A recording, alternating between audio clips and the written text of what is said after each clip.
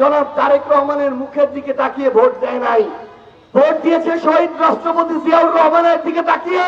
এই বগুড়ার বিবেকবান মানুষ আপনার দিকে মুখ ফিরেও আর তাকাবে না ইনশাআল্লাহ। সারা বাংলাদেশের মানুষ কিন্তু এবার জনাব তারেক রহমানের মুখের দিকে তাকিয়ে ভোট দেয় নাই, ভোট দিয়েছে শহীদ রাষ্ট্রপতি জিয়াউর রহমানের দিকে তাকিয়ে, ভোট দিয়েছে বেগম খালেদা জিয়ার দিকে তাকিয়ে, ভোট দিয়েছে ধানের শীষ মার্কার দিকে তাকিয়ে।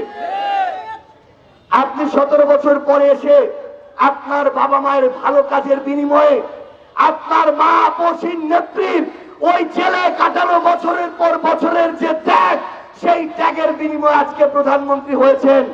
আপনি যদি মনে করেন ৭০% মানুষ যেই গণভোটের পক্ষে ভোট দিয়েছে আপনি তার বিপক্ষে যাবেন, আপনি সংস্কার করবেন না, জুলাই সনদ বাস্তবায়ন করবেন না, আমরা বলে দিচ্ছি এই বগুড়ার বিবেকবান মানুষ আপনার দিকে মুখ ফিরেও আর তাকাবে না ইনশাআল্লাহ। কারণ সেই দল দিয়ে আমার কি হবে, যেই দল ক্ষমতায় থাকার পরেও হাসপাতালে আমি ঠিক মতো চিকিৎসা পাই না। সেই দল আমার জেলার হয়ে কি হবে, যেই দল ক্ষমতায় থাকার পরেও থানায় গিয়ে টাকা ছাড়া কাজ হয় না।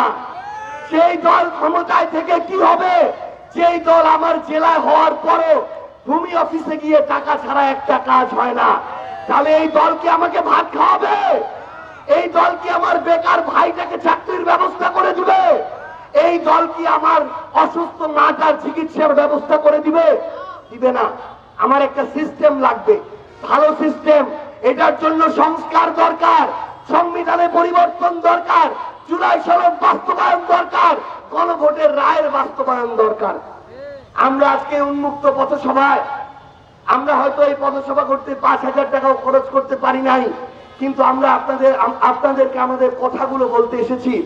আমরা অনেকে আপনাদের সন্তানের মতো, অনেকে ভাইয়ের মতো, আমাদের সেই সামর্থ্য নেই লাখ লাখ টাকা খরচ করে প্রোগ্রাম করব, কিন্তু এইটুকু বলে যাচ্ছি আমরা আমাদের মনের কথাগুলো আপনাদেরকে বলে গেলাম। এখানে ৮০ বছর বয়সের এক চাচাও দাঁড়িয়ে আছেন। আপনাদের সিদ্ধান্ত নিতে হবে আগামীর বাংলাদেশটা আপনারা কেমন দেখতে চান। যদি পরিবর্তন দেখতে চান, পরিবর্তনটা নিজের ঘর থেকে শুরু হইতে হবে, পরিবর্তনটা নিজের বিবেকবোধ থেকে শুরু হইতে হবে।